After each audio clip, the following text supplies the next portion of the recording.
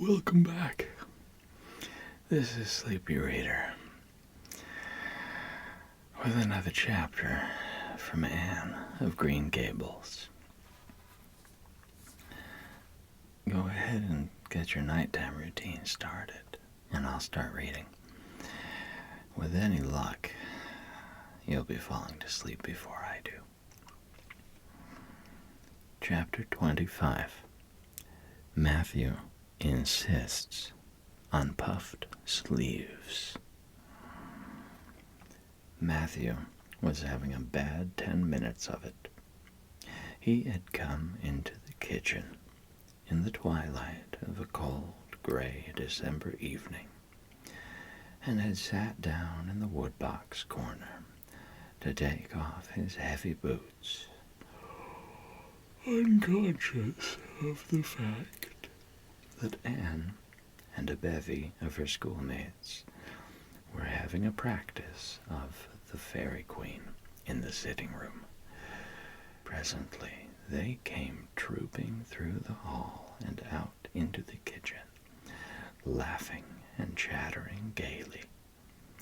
They did not see Matthew, who shrank bashfully back into the shadows beyond the woodbox, with a boot in one hand and a boot jack in the other, and he watched them shyly for the aforesaid 10 minutes, as they put on caps and jackets and talked about the dialogue and the concert.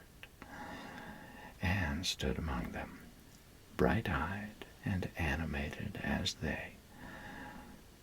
But Matthew suddenly became conscious that there was something about her different from her mates. And what worried Matthew was that the difference impressed him as being something that should not exist. Anne had a brighter face and bigger, starrier eyes and more delicate features than the others. Even shy, unobservant Matthew had learned to take note of these things. But the difference that disturbed him did not consist in any of these respects. Then in what did it consist? Matthew was haunted by this question long after the girls had gone, arm in arm, down the long, hard-frozen lane, and Anne had betaken herself to her books. He could not refer it to Marilla, who, he felt, would be quite sure to sniff scornfully and remark that the only difference she saw between Anne and the other girls was that they sometimes kept their tongues quiet, while Anne never did. This, Matthew felt, would be no great help. He had recourse to his pipe that evening to help him study it out, much to Marilla's disgust. After 2 hours of smoking and hard reflection, Matthew arrived at the solution of his problem. Anne was not dressed like the other girls.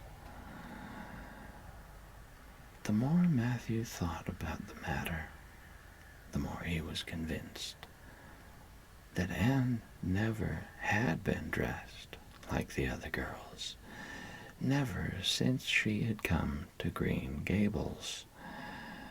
Marilla kept her clothed in plain, dark dresses, all made after the same unvarying pattern.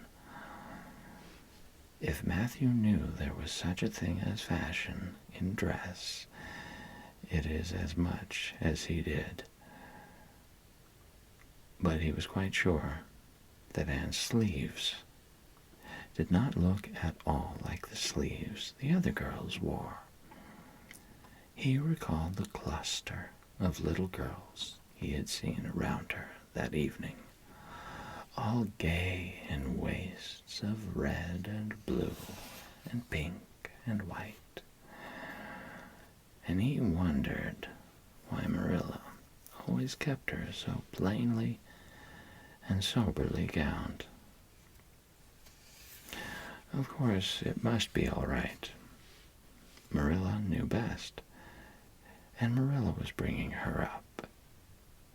Probably some wise, inscrutable motive was to be served thereby. But surely it would do no harm to let the child have one pretty dress, something like Diana Barry always wore. Matthew decided that he would give her one. That surely could not be objected to as an unwarranted putting in of his oar.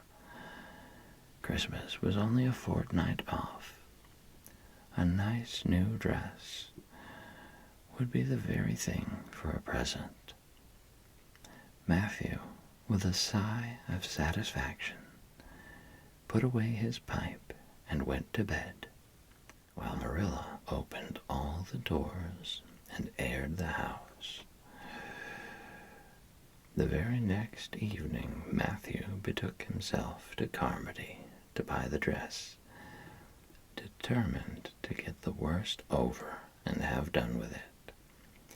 It would be, he felt assured, no trifling ordeal. There were some things Matthew could buy and prove himself no mean bargainer,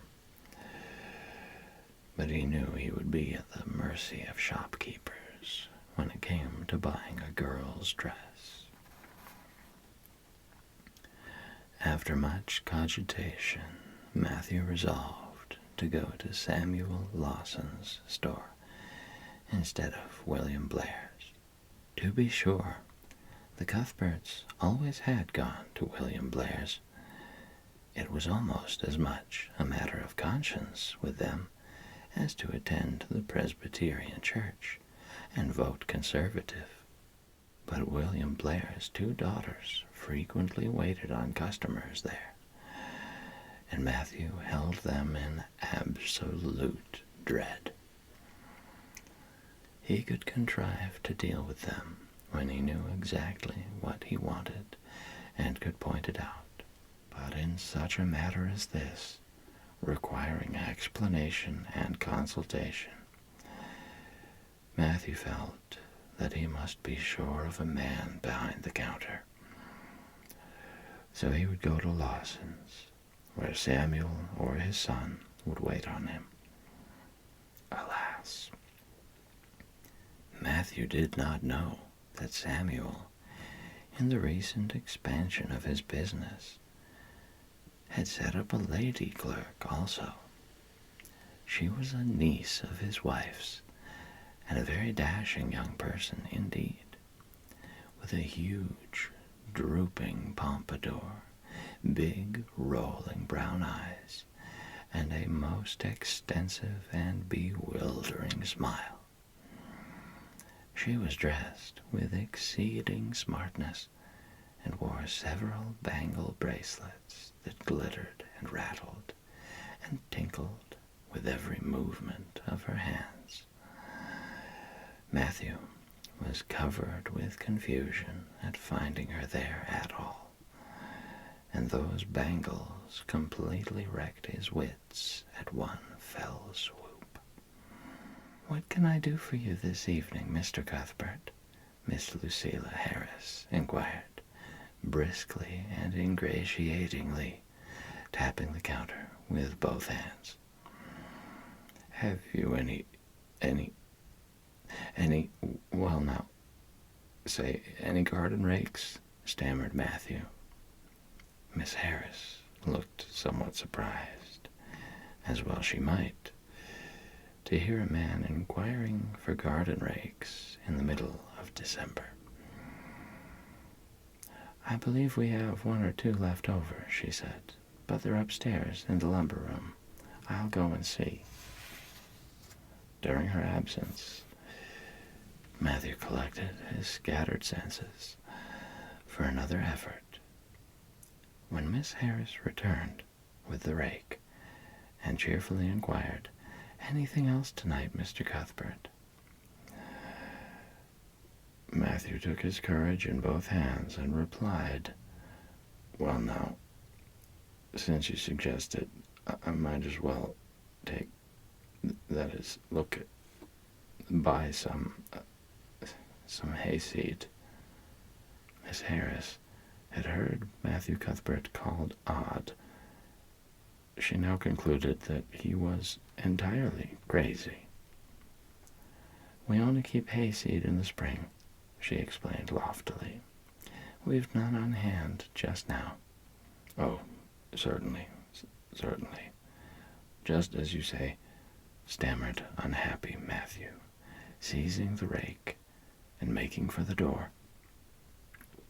At the threshold, he recollected that he had not paid for it, and he turned miserably back.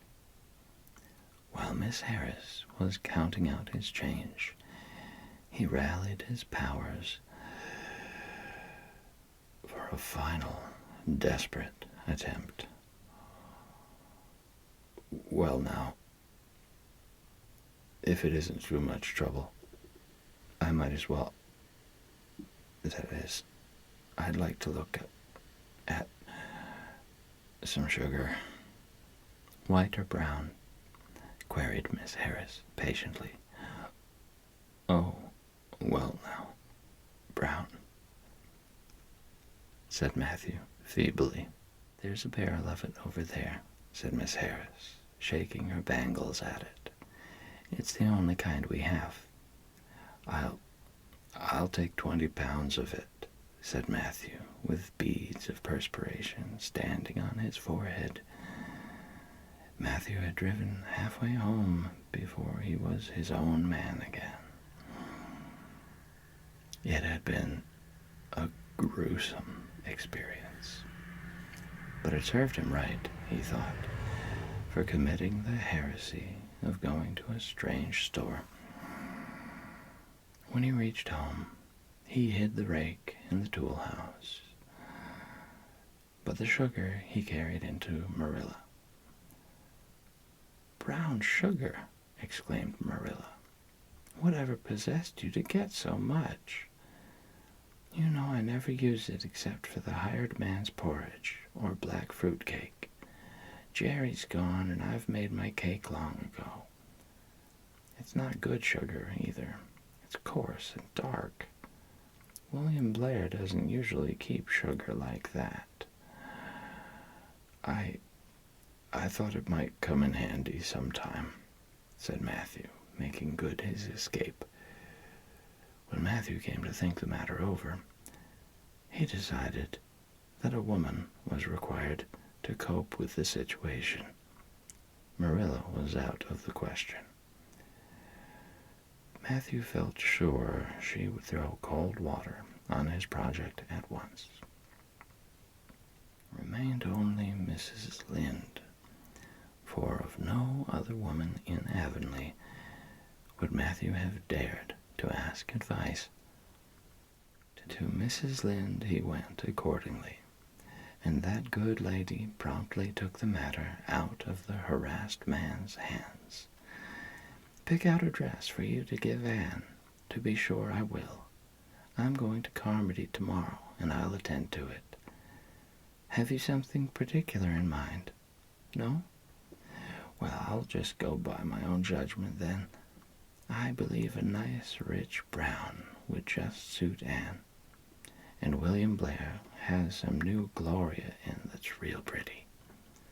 Perhaps you'd like me to make it up for her, too, seeing that if Marilla was to make it, Anne would probably get wind of it before the time and spoil the surprise. Well, I'll do it. No, it isn't a mite of trouble. I like sewing. I'll make it to fit my niece, Jenny Gillis, for she and Anne are as like as two peas as far as figure goes." "Well, now, I'm much obliged," said Matthew, and I don't know, but I think they make the sleeves different nowadays to what they used to be. If it wouldn't be asking too much, I'd like them made in the new way." "Puffs? Of course. You needn't worry a speck more about it, Matthew. I'll make it up in the very latest fashion," said Mrs. Lynde. To herself she added, when Matthew had gone, "It'll be a real satisfaction to see that poor child wearing something decent for once. The way Marilla dresses her is positively ridiculous, that's what. And I've ached to tell her so plainly a dozen times. I've held my tongue, though, for I can see Marilla doesn't want advice. And she thinks she knows more about bringing children up than I do, for all she's an old maid. But that's always the way. Folks that has brought up children know that there's no hard and fast method in the world that'll suit every child. But them as never have think it's all as plain and easy as rule of 3. Just set your 3 terms down so fashion, and the sum will work out correct. But flesh and blood don't come under the head of arithmetic, and that's where Marilla Cuthbert makes her mistake. I suppose she's trying to cultivate a spirit of humility in Anne by dressing her as she does. But it's more likely to cultivate envy and discontent. I'm sure the child must feel the difference between her clothes and the other girls.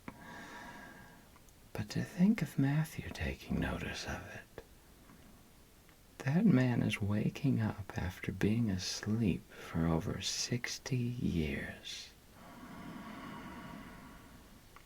Marilla knew all the following fortnight that Matthew had something on his mind. But what it was, she could not guess until Christmas Eve, when Mrs. Lynde brought up the new dress.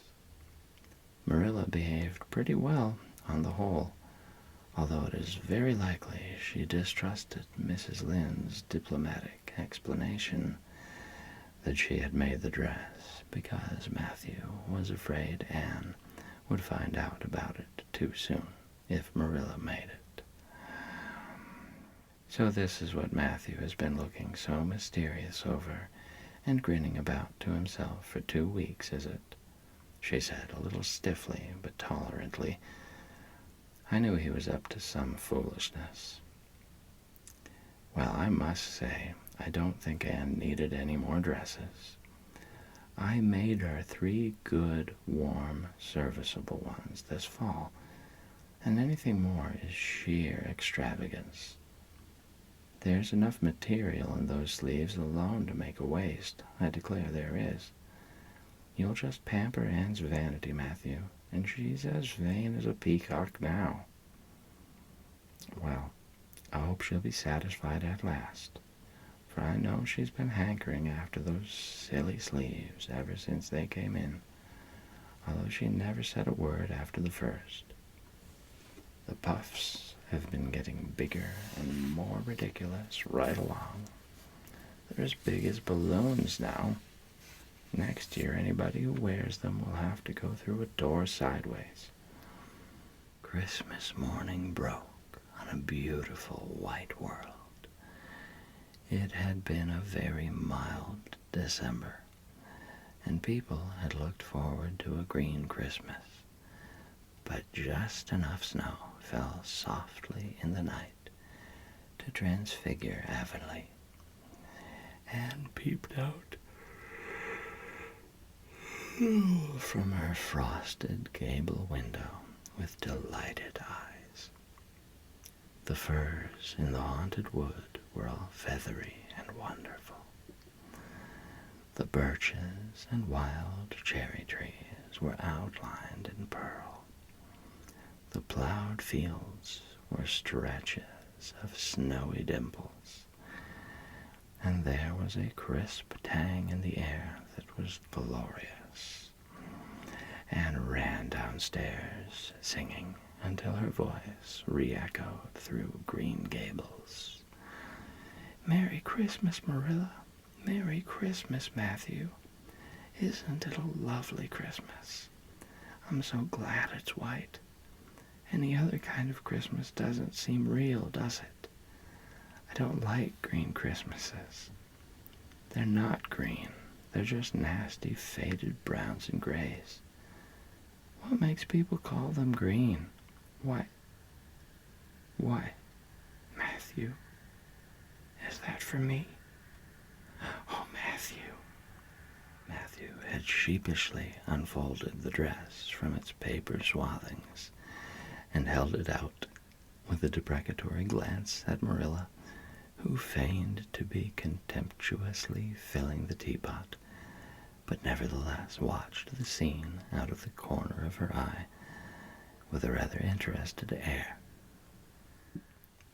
Anne took the dress and looked at it in reverent silence.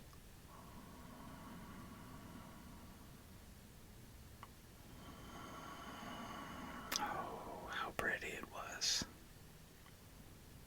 A lovely, soft brown gloria with all the gloss of silk, a skirt with dainty frills and shirrings, a waist elaborately pin-tucked in the most fashionable way, with a little ruffle of filmy lace at the neck. But the sleeves, they were the crowning glory. Long elbow cuffs, and above them 2 beautiful puffs, divided by rows of shirring and bows of brown silk ribbon. "That's a Christmas present for you, Anne," said Matthew shyly. Why, Anne, don't you like it? Well, now. For Anne's eyes had suddenly filled with tears. "Like it?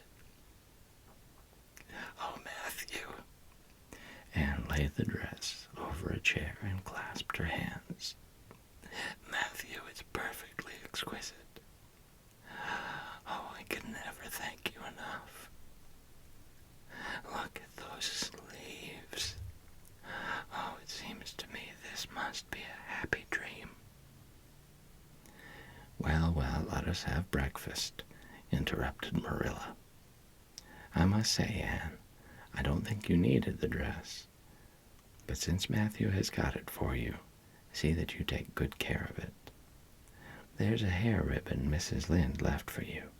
It's brown to match the dress. Come now, sit in." "I don't see how I'm going to eat breakfast," said Anne rapturously. "Breakfast seems so commonplace at such an exciting moment. I'd rather feast my eyes on that dress. I'm so glad the puffed sleeves are still fashionable. It did seem to me that I'd never get over it if they went out before I had a dress with them. I'd never have felt quite satisfied, you see. It was lovely of Mrs. Lynde to give me the ribbon, too. I feel that I ought to be a very good girl indeed. It's at times like this I'm sorry I'm not a model little girl. And I always resolved that I will be in future. But somehow it's hard to carry out your resolutions when irresistible temptations come. Still, I really will make an extra effort after this." When the commonplace breakfast was over, Diana appeared, crossing the white log bridge in the hollow, a gay little figure in crimson ulster. Anne flew down the slope to meet her. "Merry Christmas, Diana! And oh, it's a wonderful Christmas. I've something splendid to show you.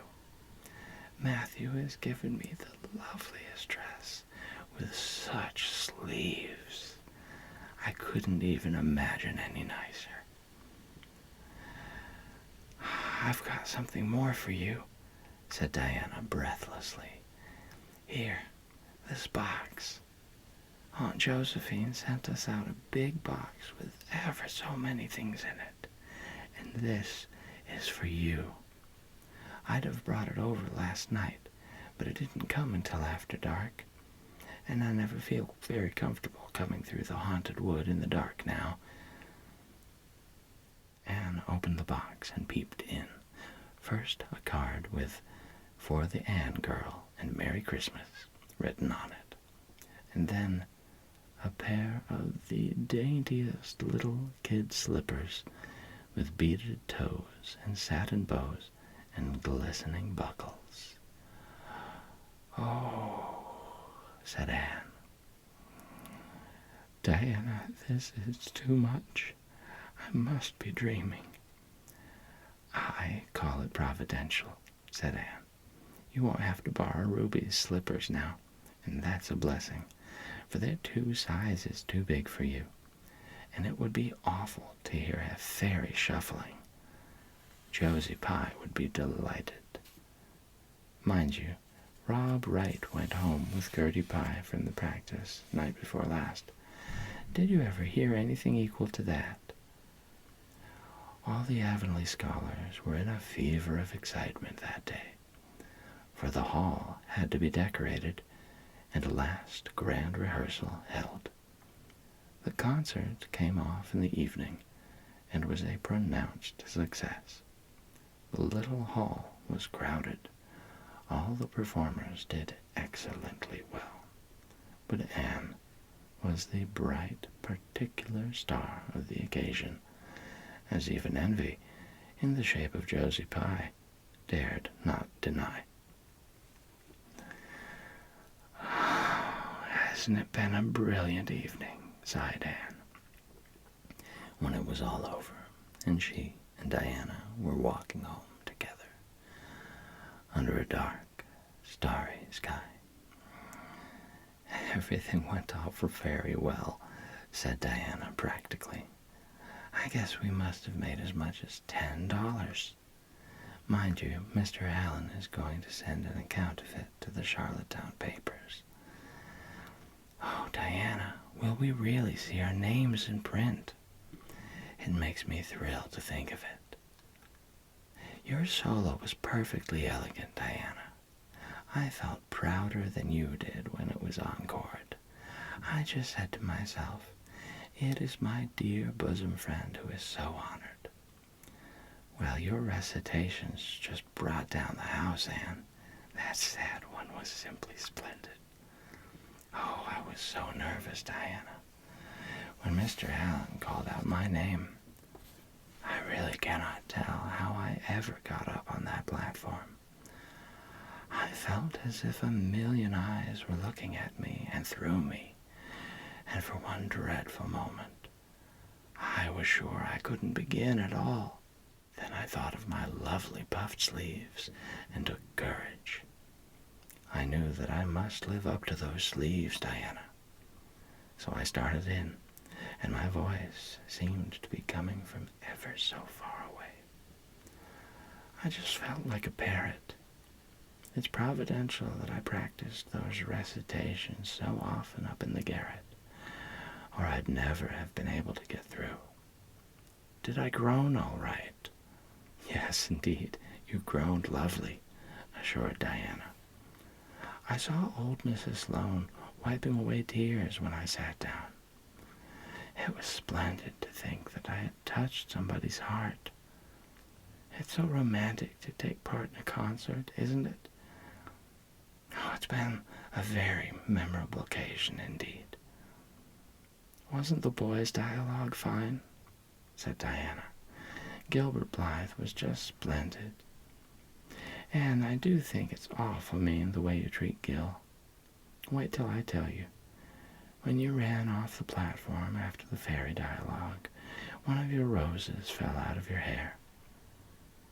I saw Gil pick it up and put it in his breast pocket. There now. You're so romantic that I'm sure you ought to be pleased at that. It's nothing to me what that person does, said Anne loftily. I simply never waste a thought on him, Diana.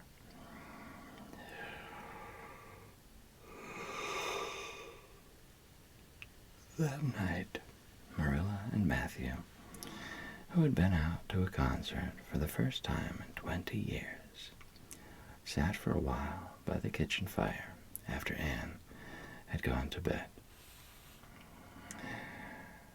Well now, I guess our Anne did as well as any of them, said Matthew proudly. Yes, she did, admitted Marilla. She's a bright child, Matthew, and she looked real nice, too. I've been kind of opposed to this concert scheme, but I suppose there's no real harm in it after all. Anyhow, I was proud of Anne tonight, although I'm not going to tell her so. Well now, I was proud of her, and I did tell her so before she went upstairs, said Matthew. We must see what we can do for her some of these days, Marilla. I guess she'll need something more than Avonlea School by and by. There's time enough to think of that, said Marilla. She's only 13 in March. Though tonight it struck me she was growing quite a big girl. Mrs. Lynde made that dress a mite too long, and it makes Anne look so tall. She's quick to learn. And I guess the best thing we can do for her will be to send her to Queen's after a spell. But nothing need be said about that for a year or two yet. Well now, it'll do no harm to be thinking it over off and on, said Matthew. Things like that are all the better for lots of thinking over.